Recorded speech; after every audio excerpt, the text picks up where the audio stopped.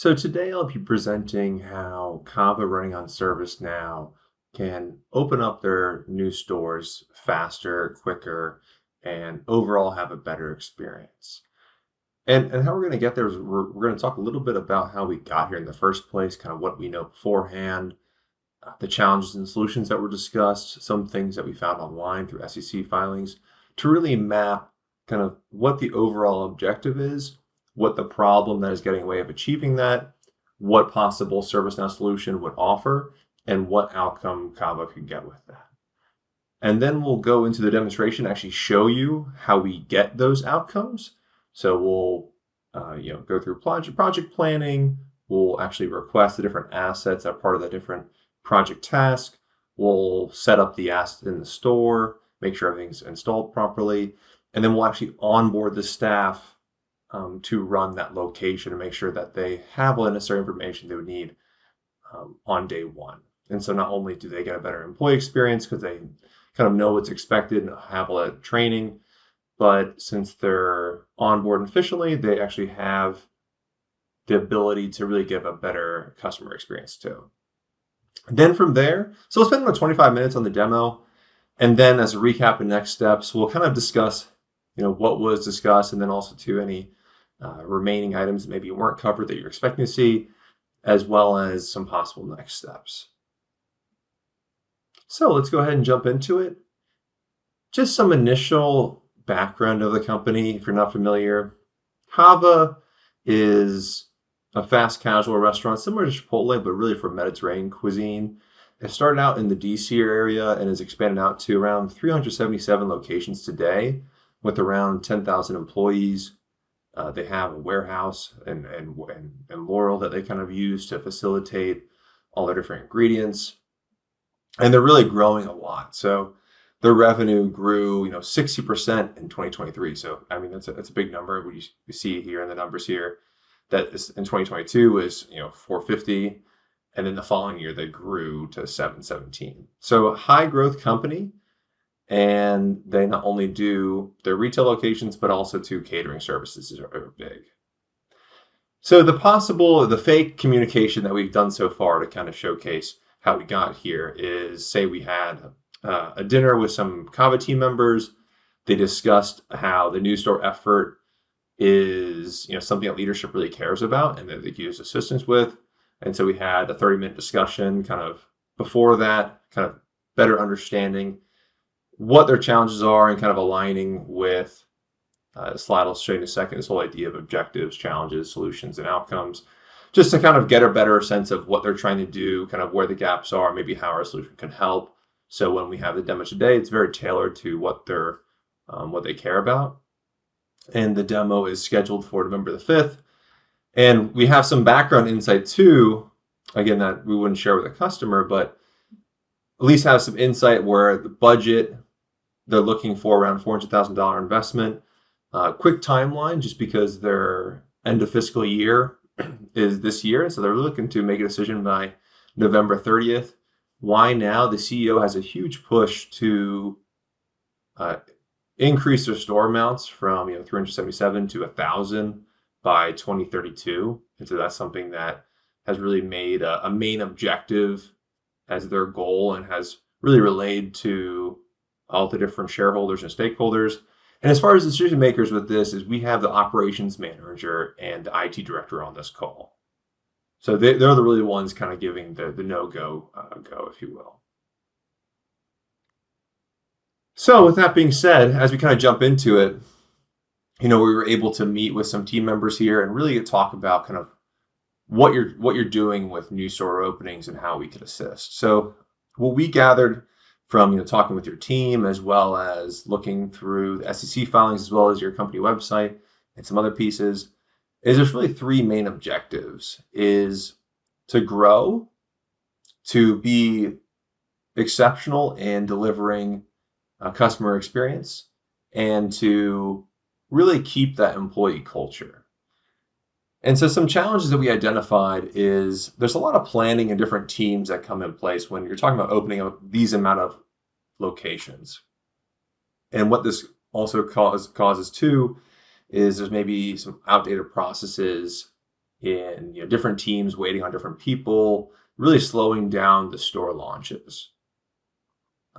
And then third is there's a lot of different data and different systems, and there's not really a centralized place to manage those assets once they do get deployed.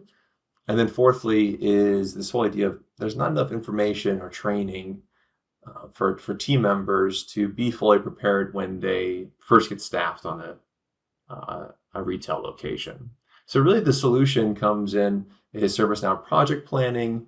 You have asset management to really manage how those assets get allocated, whether if you have checking to see if they have stock or you need to buy new ones. Deployment of those assets, whether it be installing furniture, point of sale system, kitchen appliances, making sure that they're set up properly. So on day one, there's no issues with the grill not working or the point of sale system not being able to register people's orders. And then lastly is ServiceNow HR to be able to onboard those users to make sure that they have everything they need. And what this outcome gets you is that faster store opening. You have less cost because maybe you're using assets that you own instead of always going out and buying new assets. Say, hey, you have some assets in the Laurel warehouse that we could use for this new store opening in Bowie. So instead of going and buying new ones and spending more money, you can actually use some of the assets you have on the shelf. Visibility. So this is making sure we can actually go out and deploy those assets efficiently, and we can use our existing resources in that stock. And then consistency is really by making employees onboarded easily and making them trained up well, that gives a better experience for the employee, but also gives a better experience for the customer, since that employee kind of knows how to handle different things, is delivering on quality, and is fully prepared to operate in their role. So that sounds all great and dandy, but how do we actually get those outcomes? Like how do we actually show how the ServiceNow solution gets that outcome? So this is where we came up with this idea to do a demonstration around new store openings. And this is just kind of the story here. And again, it's kind of reiterated in the previous slide, but really it's around, okay, we have a new project. We have a project for a Bowie store opening in Maryland. All the different tasks within it, whether it be like, budgeting, renovations, assets, deploying. So really kind of list out all different tasks required in order to open up a new store. Then we go over to requesting those assets that are needed for that store. So think like, kitchen appliances, point of sale systems, furniture. And then, once it's actually, shipped out to that location, who's receiving it, who's installing it? Is there any certain installation requirements they should know about that should be tied to, or anything that other stores have run into when they go to stand up a new store? What they've seen in the past, and being able to tie those two things together. And then lastly is how do we make sure that we get the right employees? Like once that budget has been secured and a location has been selected, and how do we make sure that they're ready to go on day zero? So that's what we'll kind of show, is kind of that whole idea of the planning phase, getting assets out to the location, installing them properly, and getting the staff there ready too. So with that, we'll go into the instance, and we'll first start with the project itself. So as you can see here in the project workspace, we can see all of your new store openings. And again, this is just the project dashboard. We've worked with customers where we have a dashboard where it says, here's all your store openings. Here's the ones that are, at risk or behind. Here are the assets they need, or even give like more intricate details, or even different KPIs based on location. So you maybe see like a graphic based in Maryland, like as far as how the different sites are doing. And then this is new store opening, but we even too have a whole flow around operations. But we just wanted to kind of, again, really highlight this new store opening because I know it's really impactful for your team. But to get us back on is from here, we can see all of our projects for new store openings. And we really want to focus in on this Bowie, Maryland one. So if I go ahead and actually select into the card, it will bring me to that individual project and all the different tasks that are a part of that project. And so from here, I can see, okay, there's different phases. There's one, the prep phase, and that includes site selection, permits, budgeting. Then there's implementation phase that it's currently still at. So looks like renovation has been completed. The staffing request has been made, but currently the requesting assets is currently in progress or is open. And I can actually see like who we're waiting on if I go to the grid format, and I can see, oh, John Asset Manager like hasn't started this particular request. Like we're waiting on them in order to go to the next step. So it's just a really nice way to be able to show you kind of where you're at from a project perspective and really get that visibility across your different teams, especially when something like new store openings requires so many different kind of moving parts and different team members to, jump in and jump out. Having a project management system kind of on that system where the different teams actually do the work is really impactful for not only kind of visibility, kind of seeing where different people are working, but everything's referenced within each other. So it really makes it an easier experience where users don't have to jump in a new system, input the data. It's since that everything's referenced, you get a lot more data than you typically would, say, like in a siloed project management system. So from here, let's open up the first task, right? Let's actually try to get this new store opened up. Let's try to get John moving here, since this is a bottleneck. And we come over to the request where we have overall project, and then you have all different project tasks within it. Looks like there were tasks for this to take place for 3 days.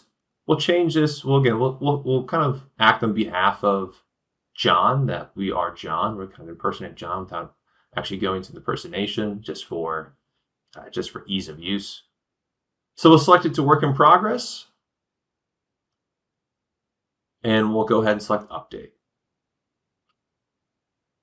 And again, you can have, these are all based on like templates. So you could build out like what the standard new store opening is. Like, okay, first site selection, then permitting, then budgeting, then renovation. And then within it, you have all the different tasks, the descriptions. It's like, okay, go to the service catalog and request this catalog item that's standard or part of a bundle. And then the next step is go to field service. So it really does a good job of holding your hand to make sure that when that user is assigned work, they know exactly what's expected of them.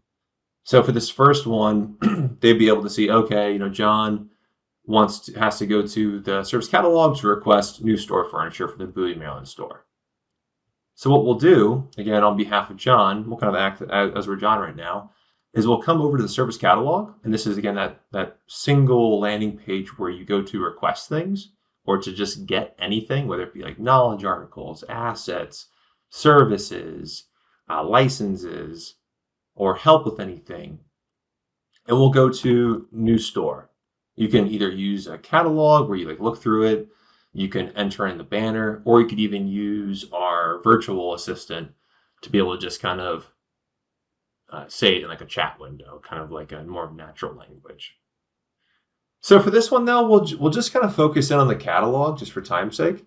And you can see here that there's a bunch of different catalog items for furniture, for kitchen appliances, for the manager checklist, but we want to do new store furniture. Then I'll come over to the service catalog item for new store furniture. We'll enter in the project task number. Do you require non-catalog assets? No. Select next. And then from here, again, part of this bundle here, that there's 2 different assets that are tied to it. There's the dining chairs as well as the tables. And so we'll look to see where they get deployed. It's that Bowie, Maryland location.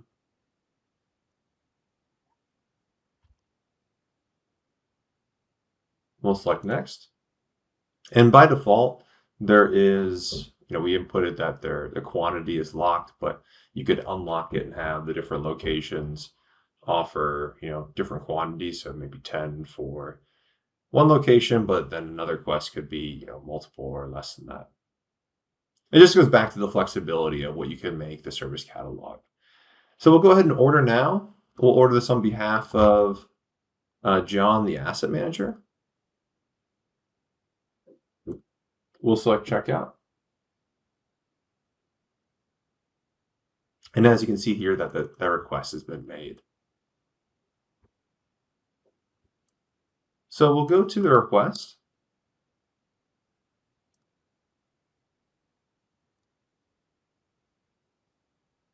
And this is actually fulfilling that asset request. So we can see here again the requested items from John, the two different items as far as the wood dining chair as well as the bistro table have been made in the different quantities.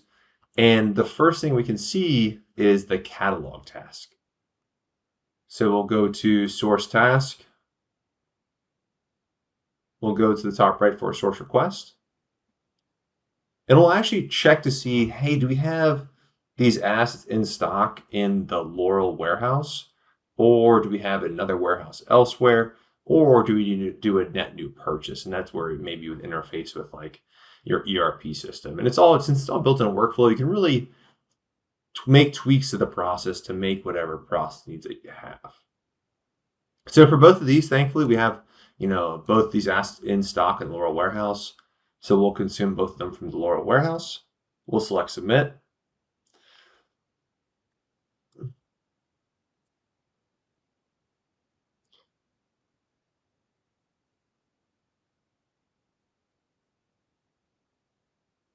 And then what we'll do is actually kind of see behind the scenes how this all works. So I open up a new tab and I'll go over to the Enterprise Asset Management workspace. And we'll go to the Cava stockroom.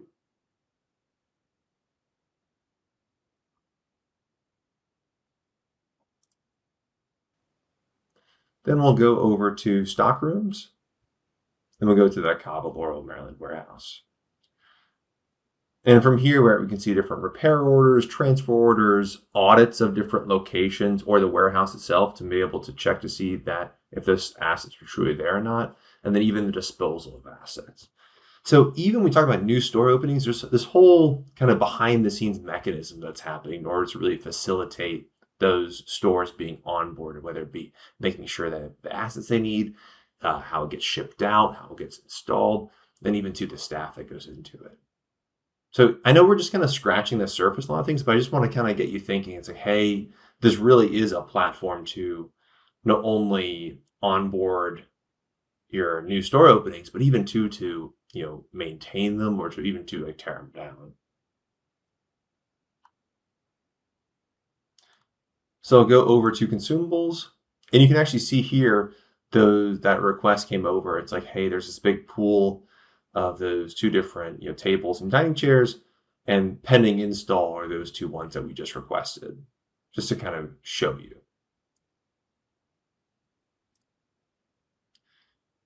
So as we go back to kind of our summary here, so we're at the store setup side. So we'll go back into the project workspace where we have requested the assets. We'll go ahead and do close complete. Select update. And then now we're on to the deployment phase. So the first one is deploy assets. So you can see here it's been assigned to Teddy Taylor. So we'll go into deploy assets. We can see here that this project task is slotted for the 28th, right? We're really ahead of schedule, but for this time's sake, we're just kind of going through it. It's assigned to the field services team, assigned to Teddy Taylor. And you can see here that the description is, install the furniture, do a request for the work order. So we'll actually put this to work in progress. We'll select updated. And the first thing that we'll do as Teddy is we'll go, like any other good ServiceNow employee, we'll go back to the service catalog and we will do new store.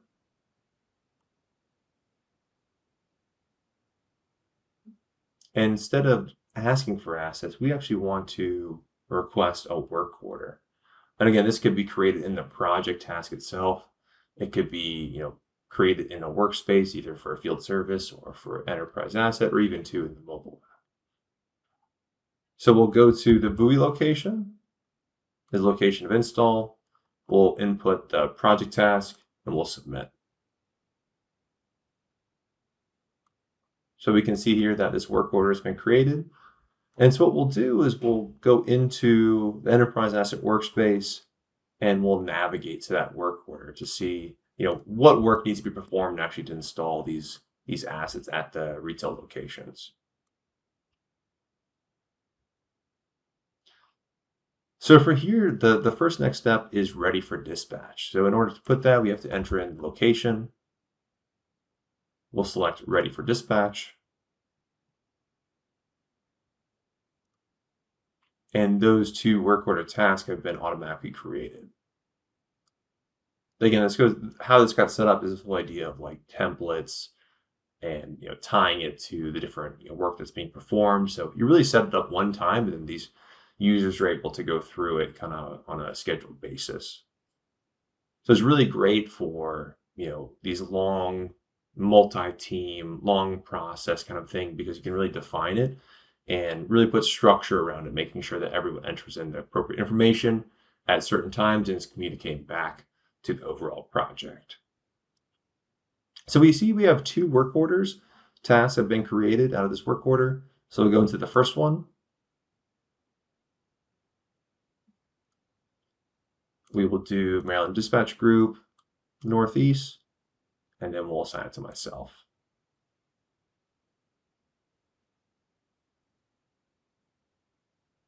So we'll go ahead and select Start Work.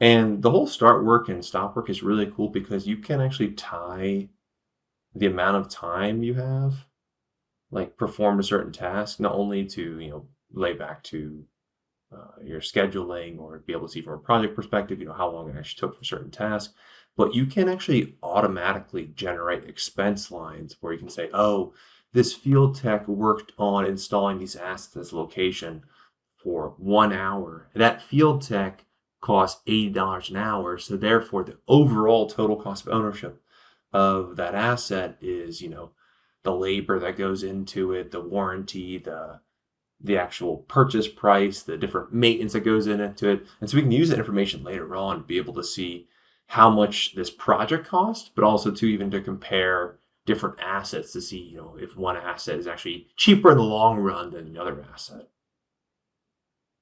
So it just goes back to this whole idea of everything kind of being related to each other.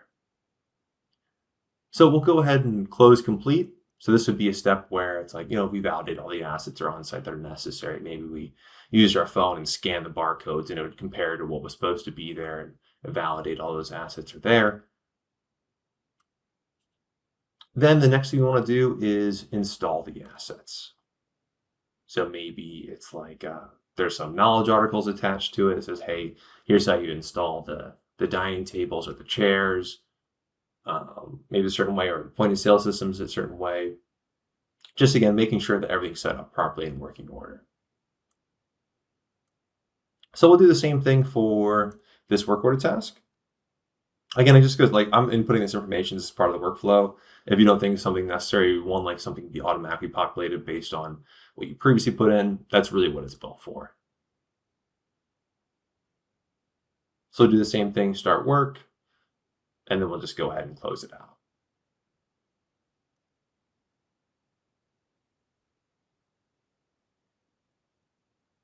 So by completing those two work order tasks, the overall work order has been completed. And if I go back to the service catalog, so this could be where you have contractors actually going through the customer service catalog, and they'd be able to generate work orders and then work on it and actually input that data to come into the project system. So there wouldn't even need to be Cava employees, it could even be contractors to be able to impact the project too that way.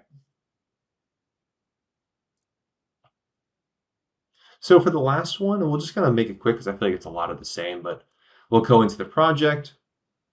For deploy assets, we'll change this to close complete. And we'll go to onboard staff. So we'll change this to work in progress.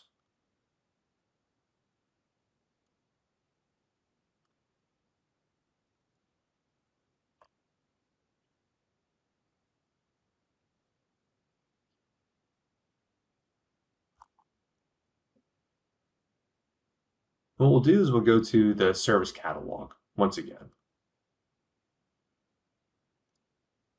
We'll select new hire. And the idea is you've already, marketing's already put like a request out as part of the project plan. Like this task has already been completed as far as getting the initial candidates, and this is actually selecting those assets and getting those users and getting them onboarded for that retail location at Cava. We'll select new hire onboarding request.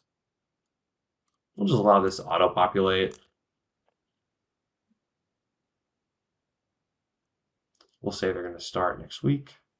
Employment types full-time, location, office space, company location is at Bowie. And the department they're in is, customer support, we'll say. Actually, we'll say customer support. That's probably the most appropriate. So once we submit that, like a new HR request will be created so the end user, Larry, actually gets all the necessary information as far as what they need to perform, whether it be attend like different trainings, do a drug test. Here's like a packet they have to sign off on, benefits, just kind of everything they would need to know in order to complete their onboarding. So from this, I can actually go over to HR cases.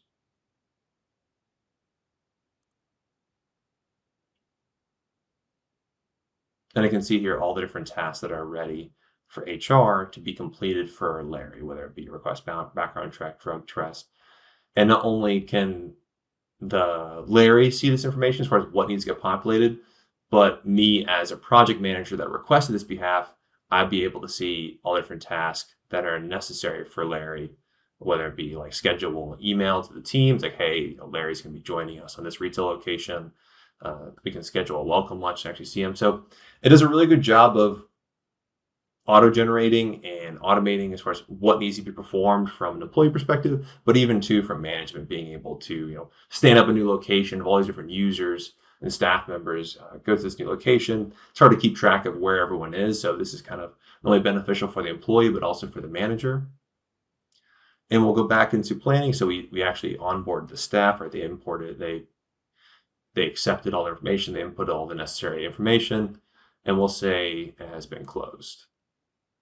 So all from here, right, they would do the final inspection and actually open it up. But just wanted to give you some initial insight as far as how you would manage your new store openings kind of within ServiceNow. And as a recap, as far as what we did, is this whole idea of the benefit of the platform, and it really allows you to do kind of four main things. So one is faster openings, and with that streamlined project planning and efficient asset management, Cava can launch new stores a lot quicker. The second one around visibility is with more visibility into who is doing what and when, Cava can remove bottlenecks more easily and be able to really do things in a faster approach. The third would be less cost. So with real-time asset tracking and scheduling, Cava can reduce costs and improve productivity. And lastly is better experience. So with automated onboarding for new staff, Cava can ensure employee and customer satisfaction.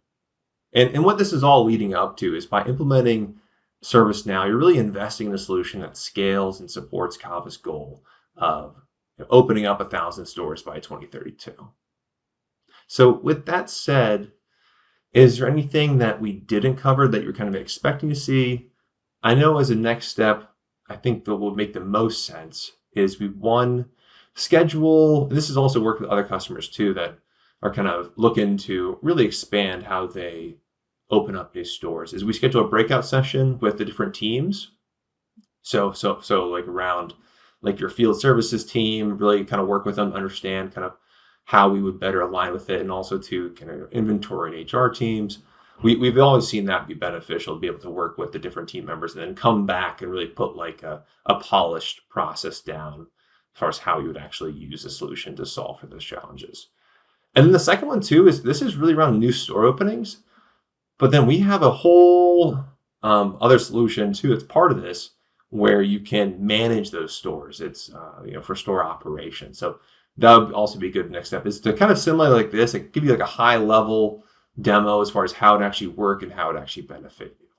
Right? This, standing up like 1,000 stores is great, but how do we make sure that those stores kind of have everything you need and are maintained well? That as staff come in, leave, how they get onboard and offboarded appropriately, and how to make sure that those different locations are a good fit. And then lastly, we want to kind of like this is all great now, but we wanted to really schedule a business value assessment so we could really quantify some of these benefits. So it's not just up here talking about like, oh, you could do this, faster openings, more visibility, but what that would actually get you from a numbers perspective, where you work with our team and your team and be able to really quantify the actual value of it. So when you go to look at if it makes sense to purchase, you kind of have that number. It's like, okay, it would cost X amount as an investment, but we can actually drive this amount of savings and potential upsells as well. So with that being said, I'm Alex Manzarella, and I really appreciate your time.